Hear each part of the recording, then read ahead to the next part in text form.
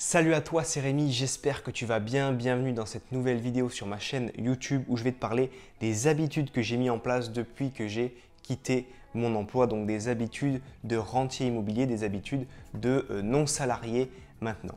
Donc ce qu'il faut bien comprendre pour les personnes qui peut-être me découvrent au travers de cette vidéo, c'est que j'ai été salarié pendant 3 ans, j'ai suivi le schéma classique, j'ai fait une école, derrière je suis allé dans une entreprise, j'y ai fait mon stage, ils m'ont embauché. Et voilà, j'ai pris un petit uppercut de la vie, si tu veux, en me disant « Ok, c'est ça la vie active » et ça ne me plaisait pas, donc mon but c'était d'en sortir. J'ai réussi à en sortir au bout de 3 ans. Alors 3 ans, je travaillais déjà plus, mais je suis sorti officiellement des effectifs qu'au bout de 4 ans. Mais bon, en gros 3 ans. Et ce qu'il faut bien comprendre, c'est que c'était un saut dans l'inconnu. Je voulais aller vers ça, mais je ne savais pas à quoi m'attendre finalement. C'est comme quand je sais pas moi, tu rêves et ton objectif c'est d'être millionnaire dans la vie. Est-ce que le jour où tu vas être millionnaire, est-ce que tu vas être content? Est-ce que tu vas être heureux? Est-ce que tu vas pas être triste finalement? Mais moi, mon objectif, déjà, un objectif, c'était de quitter mon emploi. Donc je me suis dit, ok, ben là je viens d'y arriver, je quitte mon emploi. Alors qu'est-ce que ça fait? Qu'est-ce qui change dans ta vie? Donc je vais te parler un petit peu de mon quotidien qui a changé, t'expliquer comment, pourquoi, ce que j'ai mis en place comme habitude. Donc il y en aura 7 dans cette vidéo. La première habitude, c'est de ne plus mettre le réveil. Donc ça, c'est vraiment le top. Franchement, ça change la vie et c'est pas pour ça que je vais me lever à 10h, 11h.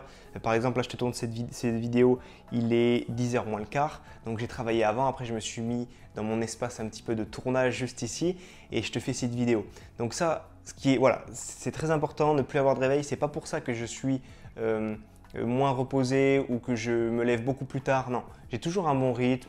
Je ne me couche pas trop tard, je me lève le matin entre 7 et 8 et je suis très actif. Deuxième habitude, c'est mon plan de travail, mon mode de travail, si tu veux, au quotidien. Donc, pour rebondir un petit peu sur le point numéro 1, au niveau de mes horaires de travail, je vais travailler assez dur entre 8 et 9, je commence, et jusqu'à 13h le matin. Et là, c'est vraiment en mode gros rush. Je travaille par sprint d'1 heure, je fais 10 minutes de pause, je suis en mode avion, je ne fais pas de réseaux sociaux, je ne fais rien de tout ça et je travaille sur vraiment les tâches qui sont les plus compliquées. Ça va être tourner des vidéos pour la chaîne YouTube, ça va être tourner des vidéos pour les membres de mes formations, ça va être gérer tout ce qui est sur le groupe Facebook. Donc ça, c'est le seul truc social, réseau social que je vais regarder, c'est le groupe Facebook de mes participants de formation pour les aider au mieux. Voilà, je vais faire ça le matin parce que c'est ce qui me demande le plus d'énergie et que je me suis fait un petit peu mon rythme si tu veux. Ensuite, ce que je vais faire, c'est que je vais manger entre 13 et 14 et puis après, je vais faire un peu plus de travail mais plutôt dans la fin d'après-midi à partir de 16h. J'organise mes tâches la veille, c'est bien verrouillé, bien cadenassé. Comme je te dis, je reprends l'après-midi de 16 à 17, à 18, à 19, à 20h en fonction de ce que j'ai à faire. Mais en gros, l'après-midi, ça fluctue. Des fois, je ne reprends pas et je travaille que le matin. C'est un petit peu comme ça que je fais. Je ne fais jamais d'appel le matin, jamais de réunion le matin avec par exemple mon cadreur, mon monteur vidéo. Je ne fais jamais de réunion, même que ce soit avec mon notaire, mon comptable ou quoi que ce soit ou des agents IMO. Je ne fais pas ça le matin parce que c'est des choses qui pour moi prennent un petit peu moins, c'est un peu moins énergivore et donc je les fais toujours l'après-midi. Donc c'est l'après-midi que je vais faire mes rendez-vous et mes déplacements si j'en ai besoin, etc. Troisième habitude, je mange mieux et je peux me reposer après manger. Donc ce que je faisais avant, c'est que j'amenais ma gamelle au travail, je mangeais en speed comme ça, c'était pas du tout agréable. Maintenant, je mange mieux, donc c'est plus équilibré ce que je mange. Des fois, je le fais moi-même, des fois, on le fait avec ma copine, des fois, on se fait livrer. J'utilise une appli de livraison de plats assez frais, assez équilibrés, donc c'est vraiment bien. Des fois, quand il y a des gros rushs de travail, je fais ça pour pas perdre trop de temps. Je peux manger, donc voilà, des fois ça m'arrive de manger tout seul, ça m'arrive de manger avec ma copine, ça m'arrive de manger dehors avec des amis, soit des amis qui sont investisseurs, qui sont rentiers, soit des amis qui sont salariés mais qui ont une pause de midi. Donc voilà, c'est un petit peu mon moment, on va dire, où je m'évade un petit peu après ma grosse matinée de travail. Et après manger, si par exemple je suis chez moi, je ne vais pas forcément faire la sieste tous les jours. Ça, il ne faut pas se le dire, ce n'est pas parce qu'on est rentier ou qu'on est plus salarié qu'on va faire la sieste tous les jours. Mais si tu veux, c'est un moment où je ne peux pas travailler. Voilà, 13-14 je mange en gros et 14-16 j'ai vraiment du mal à travailler. Donc je peux aller faire quelques courses, je peux aller par-ci par-là. Mais sinon j'aime bien me poser, faire un peu de télé, mais alors pas d'émissions ou les infos ou tout ce que tu veux. Je regarde en général un documentaire plutôt nature, plutôt animalier. Et des fois, je me repose juste, je le regarde et puis ça me fait du bien. Des fois, petit sommeil parce que le matin, je t'ai tourné, mettons, 4-5 vidéos YouTube ou 4-5 vidéos de formation et du coup je suis un petit peu KO, mais au moins je peux vraiment écouter mon corps alors que quand tu es salarié, on te dit bon voilà 13h30 faut reprendre, grosse réunion directe, tu n'as pas forcément envie, tu n'es pas forcément au mieux de ta forme, mais la réunion à cette heure-là, c'est pas toi qui l'as décidé, mais tu dois y aller, c'est comme ça. Quatrième habitude, le sport ou la marche. Donc en gros je fais l'un ou l'autre chaque jour, j'essaye de faire au minimum 1 heure de sport par jour, pas le week-end en général, donc sur 5 jours de la semaine, ou d'aller marcher, de faire 1 heure de marche rapide, de faire environ 10 000 pas dans la journée. Donc ça, c'est aussi pour moi très important. Je ne le faisais pas quand j'étais salarié. Je pense que ça améliore grandement ta santé, ça te permet de prendre du recul. Voilà. Moi, je prends mon téléphone avec moi, mais c'est pour faire des appels. Donc, je fais des appels par exemple à des contacts pro. Ça peut aussi être des contacts perso, donc ma famille, les appeler. Comme ça, ça passe un petit peu plus vite et puis c'est sympa. Et je ne regarde pas les réseaux sociaux, en tout cas pas à cette heure-là. Je ne vais pas dire que je suis exemplaire et que je ne fais jamais de réseaux sociaux parce que ce serait faux. Et c'est le point d'après, en plus on va en parler. Mais c'est un moment voilà, où je prends un petit peu du recul. Des fois, j'appelle pas forcément quelqu'un et puis je prends du recul sur ma journée, sur les tâches que j'ai à faire le lendemain.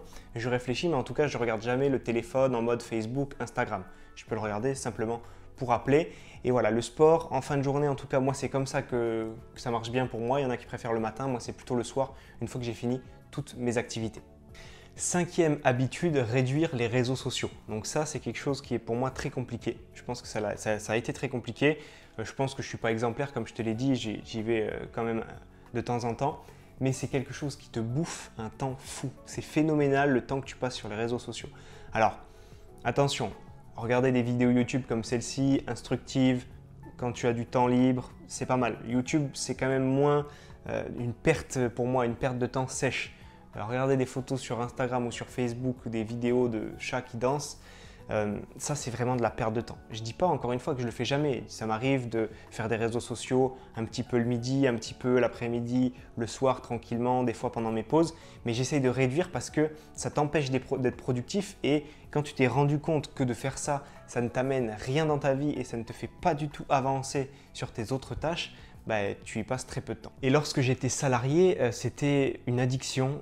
Dès que mon fichier ne chargeait pas assez vite, tac, je déverrouillais le téléphone, je regardais les news, bref, j'y allais bien trop souvent et c'était vraiment une addiction et ça m'empêchait d'être productif déjà au travail, dans mes activités en parallèle, mon immobilier, les vidéos de cette chaîne. Donc, c'est vraiment important de réduire. Encore une fois, le but, c'est pas de désinstaller toutes les applis, mais juste, par exemple, le soir, ok, de 8 à 9, là, tu es posé devant ta télé, tu peux regarder un petit peu ton téléphone, voilà, ça ne va pas te faire de mal, mais que tu le fasses 1 heure dans la journée à ce moment-là ou que tu y ailles tous les quarts d'heure à regarder le dernier post, le dernier commentaire, ça va vraiment te déconcentrer et être vraiment très contre-productif pour ta journée.